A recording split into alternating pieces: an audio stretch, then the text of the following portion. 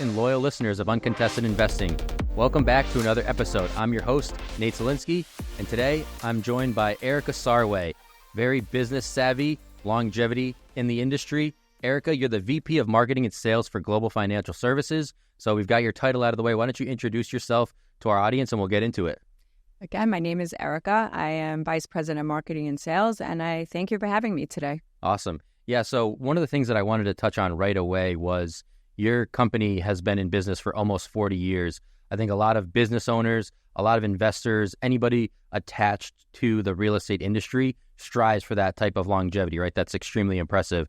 Do you care to share any keys to that? What do you think is some of the driving forces that have been able to keep you in the company in business for so long? So I think the most important thing for staying in business in that capacity is always staying fresh and seeing what's around you. You just can't sit back on your laurels and say, hey, this is the way I'm doing it and it's going to stay that way. But it is important to stick to your roots, So if there's a motto that you're going by, you need to stick with that so that it follows through with everything that you're doing. Nice. And for some people out there that may have never heard of Global Financial Services, you guys are in a unique position in the industry. You provide a great service through some very in-depth training. Do you want to touch on that training program a little bit? And then piggybacking off that, how gratifying is it to be involved in an industry where you can lead people down a path to financial freedom and then hear about their trials and tribulations, but ultimately their success stories? Sure. So like you said, we've been in the business for almost 40 years, and there's just so much business out there to be had. So about 20 years ago, we started this training program, and it was a little bit of a pay it back, pay it forward, I should say. And it's so nice to give people the power to be in control of their own lives and to live the lives that they want, as opposed to just punching that time clock 9 to 5, making money for other people. And people don't think that it's possible, but 20 years, month in and month out, we have a training. It's possible. I see it every single month. That's awesome. Now, with that can definitely come some mistakes, or maybe they were zoned out for one of the important lessons, right? And they end up pretty nervous right off the bat once they're kind of on their own, right? It's kind of easy to listen to some of the trainings and be like, oh, this is so exciting, I can't wait to do it. Then you get out there and it's kind of like a deer in the headlights look. So you guys probably have something in place that kind of helps prevent that and helps put new people, put their mind at ease, so to speak, right? So kind of go into what that looks like from Global Financial's perspective. Absolutely. So we have what's called the Global Mentorship Program. So once the graduates go through the training itself, we give them a list of things that they should be doing. So, it's like kids leave college now and then they say, what now, right? And it's a lot of information. So we give them a list to follow first and foremost, do this, do this, do this in the days and weeks to come so that they do have a path. But the Global Mentorship Program not only keeps us in touch with all of our students, it gives them a mentor. So anything from role playing, a question about a deal, they're not sure what they're doing. They are in their own business, but they have that fallback. Everybody wants that person that they can just, phone a friend or find out the information and not have to necessarily sift through their notes or start reading articles to figure something out. They call their trainer and they will get the help and support that they need right away. I think that's something that's extremely powerful and beyond helpful, right? Like you said, even like in just when you mentioned the role-playing scenario of, I'm a little bit nervous about my first sit-down with a potential investor client, getting that out of the way and having those conversations probably puts people's mind at ease more than you would believe. Was that something from day one that you guys rolled out when Global started, or was that something over time of like, we could be making so much more of an impact if we extended it past the training program and were able to be that resource once they graduated? So the Global Financial Training Program has definitely evolved over the years, and we, not even year to year, but month to month, we're always looking to, add in new things that will be valuable to our students, whether they're templates of emails and PowerPoints, if maybe they're going to go speak in front of a crowd. But the most important thing is that these students feel supported.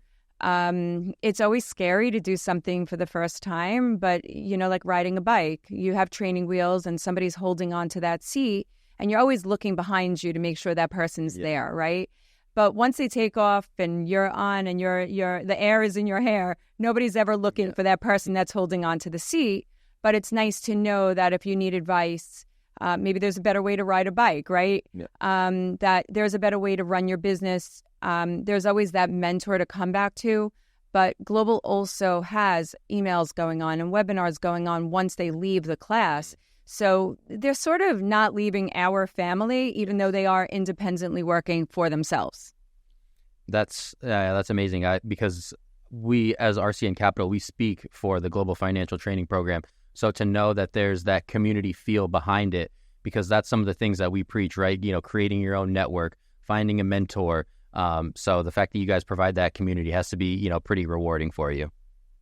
The next place I kind of want to take this is in some of the different avenues when it comes to investing. There's a few different companies under the Global umbrella, and one of them focuses on servicing religious buildings, schools, and nonprofits. So being able to help, businesses like that, or, schools or nonprofits has to be somewhat rewarding, but also there's an angle there, right? Not everything has to be an investment in like a single family rental or like a duplex or somewhere where essentially you can charge rent, right? And like reap the rewards of passive income. So I guess my question is two-pronged.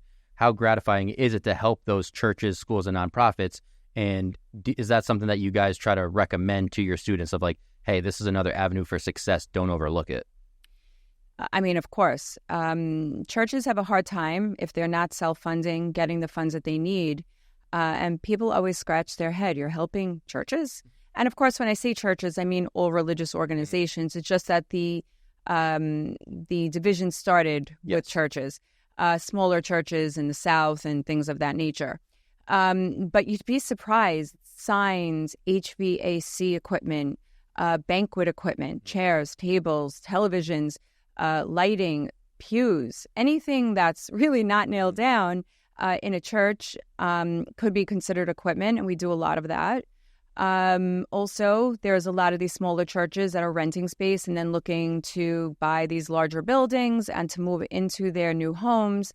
So again, there's a little bit of a pay it forward helping these organizations, right? Number one. Number two, the larger banks really don't want to touch that in the sense of they're dealing with churches who wants to, foreclose on a church, right? Yes. But we've never had a problem, but it is an avenue for them because it's easier for them to make monthly payments than it would be to, let's say, take $20,000 for a sign out of their weekly collections and really be out that lump sum. So it does help the churches in a way also that they can not feel it as much. Nice. That's incredible. All right, so we're off to a great start with Erica Sarway from Global Financial. We'll be right back after a quick ad read, and we'll kick it off with the Money Making Minute, so stay tuned.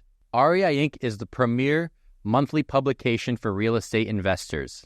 Dive into a wealth of expert insights and knowledge from industry leaders and gain valuable regional market insights, ensuring you always have the best information right at your fingertips. Visit REIinc.com to elevate your real estate investment game today. Welcome back to this episode of Uncontested Investing. I'm joined by Erica Sarway of Global Financial Training Program and Services.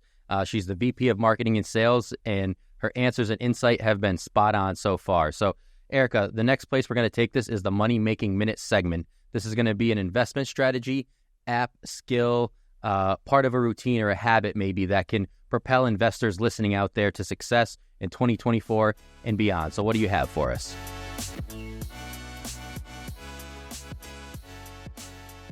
So I'm not sure that there is a specific app that I would use or tool. The most important thing is time management.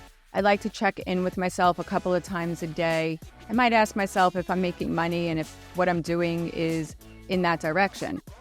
So if I feel that I'm doing something that's going to overpower my day and provide no result, then I might stop it and do something else that will be a little more satisfying.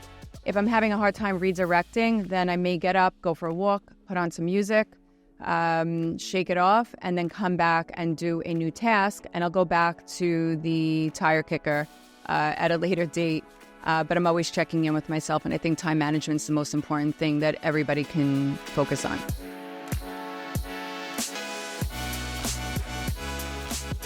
Time management is a new one for us. I think that's the first time somebody's used that answer, and I love it.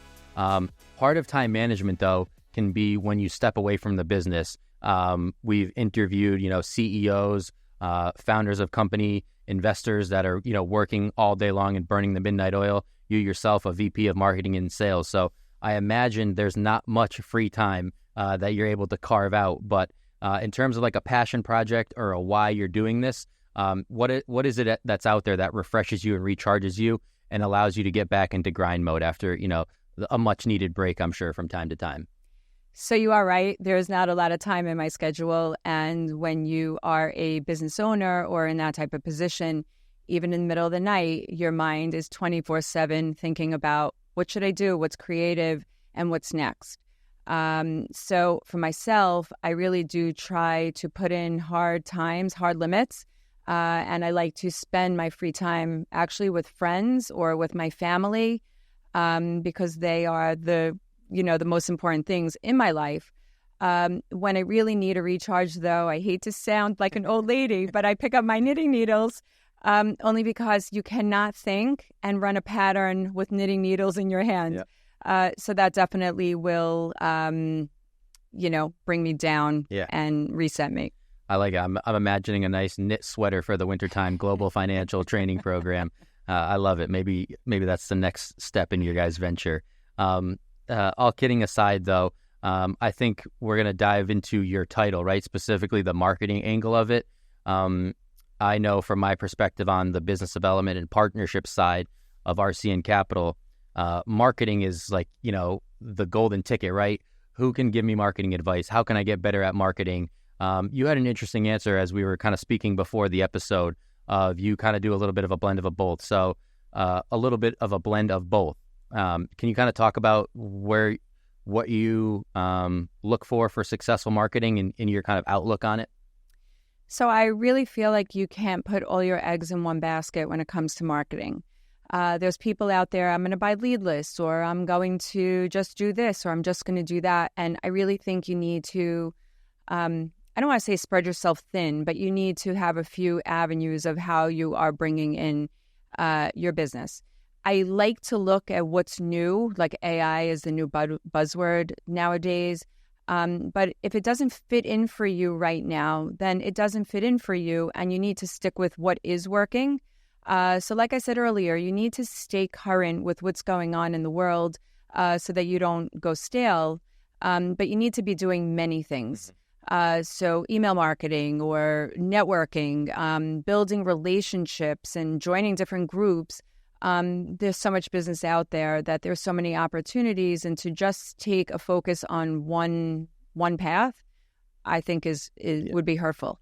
Yeah, I like that insight too, because it can kind of be that trial and error aspect, right? Of like, even if it's like a email campaign, all right, let's see what email A does versus email B. It can be as simple as that, but kind of what you're saying, right, with the eggs spread out, not all in one basket, because I think there is that fear of failure, or people in the back of their mind, they don't want to be bad at something. So they kind of are nervous to even attempt to try and market something. So I think just keeping in mind that trial and error aspect of it can go a long way to actually finding what's successful and what works for you. So I think that was just a great marketing insight from a VP of marketing and sales. So we're going to take another quick break. We're going to have our second and final ad read of the episode. And then we'll come back and do the deal breaker, deal maker. Erica's got another great answer for us. Stay tuned. Whether you are pursuing long-term or short-term ventures, RCN Capital has a wide range of loan programs that will help you reach your financial goals. We have loan programs for fix and flips, long-term rentals, new construction, and even multifamily properties. And don't forget to ask about our Platinum program for very experienced investors. To learn more about our loan programs, click the link in the bio or send an email to info@rcncapital.com today. Uncontested investing listeners, welcome back. We are about to dive into the Deal Breaker and Deal Maker segment with Erica Sarway, Global Financial Training. Erica, the Deal Breaker, Deal Maker, this is a segment, right, what do you see on a consistent basis that causes deals to break down?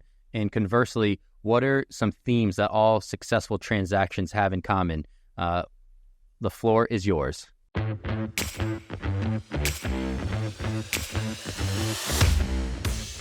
So a lot of times I see deals fall apart because we as humans are so used to listening to people, but really thinking about what we're going to say to them as opposed to really taking in what the needs are. So the most important thing is that when you're listening to someone is to really understand what they need, what their challenges are. Some challenges are not necessarily negatives when it comes to finance, but if we know what those challenges are, we can work with them. So the two things that I always tell my students is get the story, listen to what your client's needs are, and then when you're going to the lender with the information to make sure that you have a complete package. Which is why at Global we have the mentorship program. We'll always preview their packages before they're sending them into the lender so that they can get used to what they need to do and they can do it on their own. But I really think that that's the most important thing, is that we really do need to listen so that we can get the proper end result.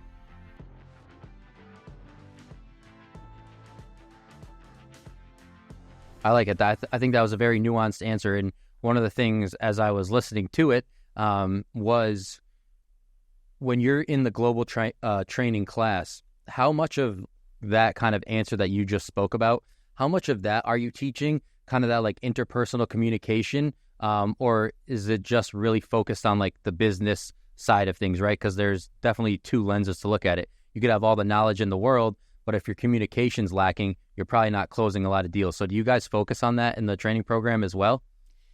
Of course. So during the training, I actually took the training to learn the business myself. So I'm always sitting in that seat of knowing the trepidation or the intimidation that this industry definitely brings with it. It's broken down in certain ways that we explain it in bite-sized pieces so they understand how each loan type works, and that an SBA loan is not an unsecured line of credit and a fix and flip loan is not, the same thing as equipment, right? So that they understand all the different types of loans. And when it comes to marketing as well, I'll definitely give them straightforward information. But a lot of running your business is encouragement, in confidence in yourself, and of course, all the business practices so that you look professional. And so that is largely part of what we teach. Because it's very easy to, okay, I have a loan, I have a lender, and, there we go. But, there's also a comfort level of speaking to the clients that they need to have. People are giving them sensitive information. So not only do I want my students to be sensitive to their clients, but, we're sensitive to them and how nervous that they may be going into a new industry. And I think that's a powerful answer right there, right? Because a lot of the tools and information that are out there are really just focused on, okay, this is how you make money. This is how you close a deal. This is how you become smarter in whatever avenue of business you're going to. But without that extra layer of training and, really locking in on that person specifically and being like, there's going to be challenges that you face internally, not just in the business world. So addressing both of those is, I think, part of the reason why you guys have stayed in business for so long and are such a well-respected training program. Moving on, though, because there was one thing that you mentioned there where you took the training yourself. So we had a funny story as we were talking before the episode, talking about doubts or any time that you thought that this career maybe wasn't for you. I think a lot of investors that maybe stumble on their first deal or maybe take a loss in a month that they really didn't anticipate taking, they're like, okay, this is not for me. I'm done. I'm going to, wipe my hands here and go back to my 9 to 5. So was there any time that you had a doubt or concerns about making it in this industry and kind of like how you overcame that, maybe mentally, or what your thought process was? Absolutely. So I did take the training, like I said, and I decided to go to a trade show as a way to meet a lot of people in a specific industry. And I went to my first booth, and my whole entire conversation consisted of I was panicking. I was so nervous. And then I really had to like get a grip and speak to myself and say, Erica, they don't know at the next booth what you just did. Mm-hmm. And so I did. I went to one or two. The ums and ahs got less. Yep. I got more and more comfortable. But, confidence in anything that you're doing and understanding what you're doing are really the two keys, of being successful. I mean, we live in New York. It's always like, we'll sell you the Brooklyn Bridge, right? But if I understand the mechanics of building bridges, then I really can speak about that all day long. And so, I got over that trepidation pretty quickly. But from my student perspective, I know what they're going to go through in the beginning, and I really do like to encourage them that it will pass. Yes. Yeah, that's the two key takeaways there, right, are the repetition of it all, and then being able to give yourself that grace internally, right, of like, I think when people make a mistake, they're the quickest to be the hardest on themselves, right? So hard. And that's such a detriment of like, rewatching these podcasts, I notice little things of like, oh my God, I want to cringe and like curl up in a ball that I just did that. But 99% of the listeners don't even see that or don't even recognize it. So I think that's a very powerful answer there. Everybody needs to be kind to themselves, really. Mm-hmm. And, that allows you to achieve that success down the road, right, too, because it's also a hard industry to get that instant gratification. There's not many people out there that slam dunk their first deal, are rolling in the money, and then it's just coasting into the sunset from there, right? It's twists and turns and peaks and valleys. So keeping that in mind and keeping the end goal the most important, not getting bogged down in the day-to-day mistakes that maybe creep up. Okay, so one of the directions I wanted to take this to as well with you is you're continually recognized as a woman in the industry that's succeeding, standing out. I believe I have the 50 Women of Wonder. That's 3 years running now for you. So how gratifying is it to be a successful woman in the industry that's predominantly male-oriented? And, what advice do you give women professionals that are considering this or, having trepidation maybe of joining this industry? Sure. I mean, definitely when I started, it was very intimidating. You're walking into a room and it's a bunch of Navy suits. And so, and I was never the kind of person that wanted to wear that suit either. So I actually just made it my own, and I just kept going forward. I didn't care what other people were thinking or that maybe I was shaking inside, but the confidence on the outside, like fake it till you make it, where now I deal with men all the time. It's very empowering, to be honest with you, and I encourage women to get into this industry. They're very smart. And I really do think that we just have another way about us that we can deal with our clients and be compassionate where, no offense, but sometimes a man can't. Absolutely none taken. Trust me. I know all about that. So I think that's another great way to look at it, right? Because you hear a mass migration to the real estate investment industry because there's that chance for earning your own wealth, creating your own financial freedom, right? So why can't women be a part of that? I think more should be joining it. And the fresh perspective that you kind of talk about, the lack of compassion, which, admittedly, I've seen it, firsthand out there. So again, I think that's a really good and powerful way to look at it. Going back a little to the education aspect of it, because it's not just in the Global Financial Training Program where you kind of offer education and insight. You also written articles in the industry. And, you just mentioned that you took the course yourself to kind of get involved in the business world. So as being someone who had that initial trepidation, had to go through the learning curve themselves to now being able to write articles, how has that transformation been and how fun is that to kind of be able to share your expertise in another avenue? Oh, I mean, it's amazing. I was a stay-at-home mom and found myself in a situation where I needed to switch gears real fast and start working, but I never saw myself as working for somebody else. So I did take the training program, and I had to learn real fast and jump in the deep end, right? But there's a lot of information out there, but it is not clear. Do you know what I'm saying? Like a lot of people open up, let's say, the New York Times or the Wall Street Journal, and the way things are posed, you need to sort of have a background and understand before you're even reading the article. So what about the people that don't have that background?